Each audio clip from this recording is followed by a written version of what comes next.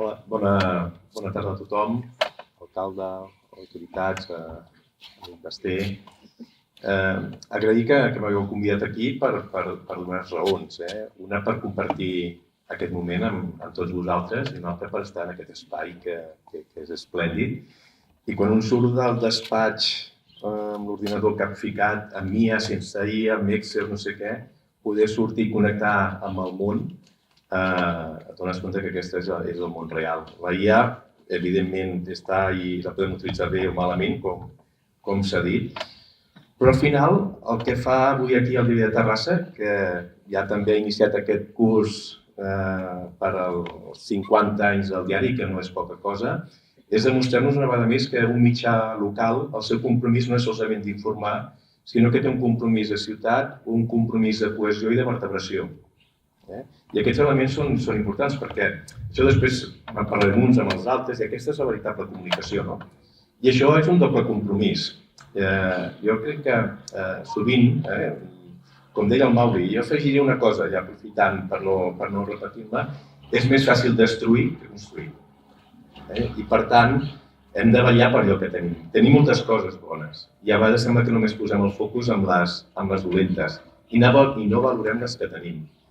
I hi ha qui té, no entraríem aquí en general, però hi ha qui té voluntat de destruir coses, desacreditar les institucions, desacreditar els mitjans de comunicació, a vegades ho traduïm, no? Els mitjans subvencionats, ja està, tots estan al dictat de...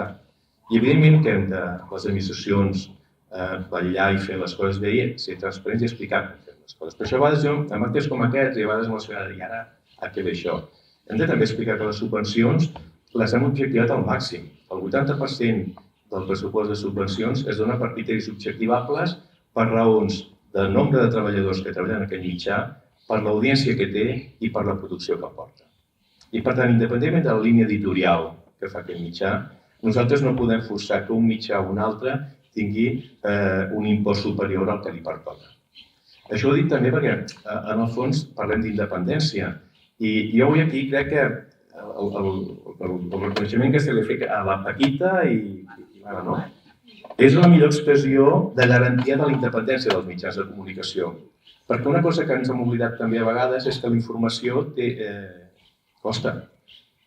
Un periodista al darrere d'una informació, verificar, contrastar-la, costa.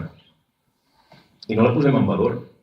I quan ens estan explicant que la informació és gratuïta, quan no, jo m'informo per aquesta xarxa social, una altra, i tinc prou, estem convençuts que estem ben informats?